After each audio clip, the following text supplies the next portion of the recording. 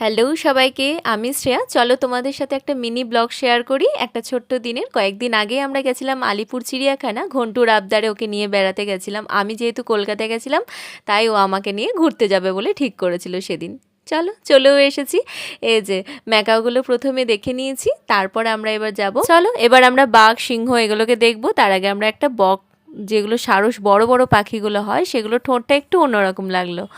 তো চলো একটা বাঘও দেখে নিয়েছি, এবার আমরা জিরাফ দেখতে যাচ্ছি।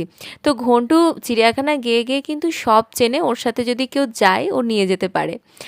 আর দেখো জিরাফগুলো কিছুক্ষণ বাইরে দাঁড়িয়ে থেকে ঢুকে গেল, কয়েকটা জিরাফ বাইরেও ছিল। আর এই ঘন্টুর মজা দেখো, এতটা এক্সাইটেড হয়ে গেছে ওদের দেখে যে পারলে ওদের সাথে ভেতরে ঢুকে যায়।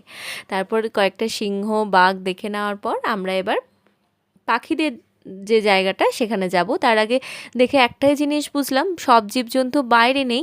আর এই নেগড়েটাকে দেখো কি কষ্ট হচ্ছে ওর, একদম লালা পড়ছে মুখ দিয়ে, গরমে প্রচণ্ড। প্রত্যেকটা প্রাণী জীবজন্তুরই কষ্ট হচ্ছে, আর ওদেরও ব্যতিক্রম নয়। এর মধ্যে একটা আইসক্রিম নিয়ে নিয়েছি, ও একটা পপকর্ন নিয়ে নিয়েছি। আর এই কালো ময়ূরগুলো দেখো কি সুন্দর।